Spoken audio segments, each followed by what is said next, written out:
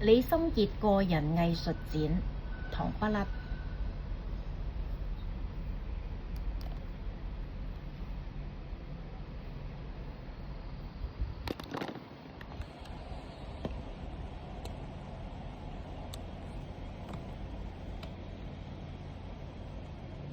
金馬影后李心潔由即日起至11月30日，帶來她的首個香港個人藝術展《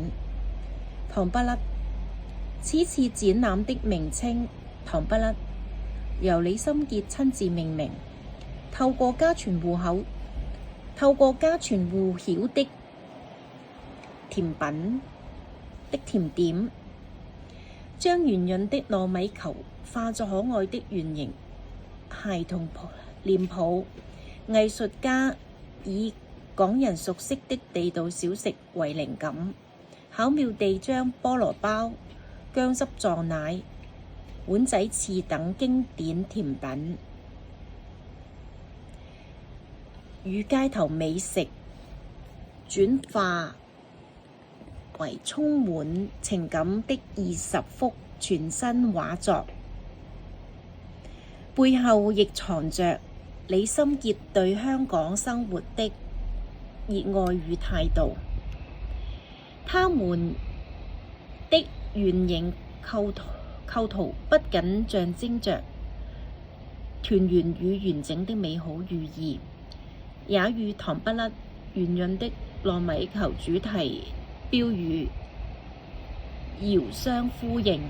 此外，展覽更特別設置2段音頻裝置，包括李心潔親述與阿嫲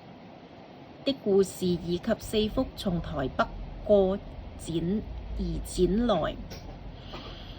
港的大型作品。以上係由香港仔報記錄，而家係由 Yahoo 資料攞得嘅。金馬影后李心潔再次回到香港，但這次她帶來的不是電影，而是充滿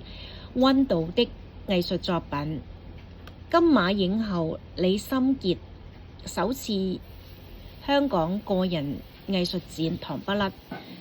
由即日在13A New Street Art Gallery 正式開幕，展期為期3週至11月30日。這場展覽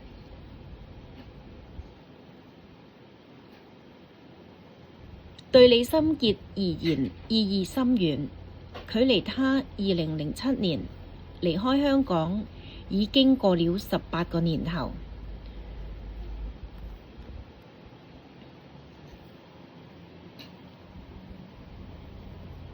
如今帶着自己的藝術作品回到這座曾經生活了7年的城市，就像完成了一場跨越時光的約定。從2001年到2007年，他在香港學會了廣東話，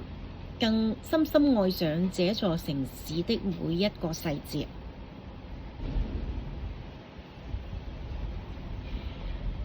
李心潔啦，梁詠琪啦，張艾嘉。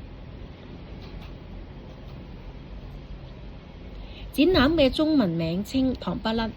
由李心潔親自命名。這個香港家喻戶曉的傳統甜點，有着深刻的象徵意義。圓潤的糯米球就像系列畫作中那些可愛的圓形孩童臉譜，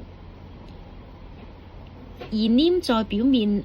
甩也甩不掉的花生糖粉，正如永遠駐留在我們心中的那份純真童心。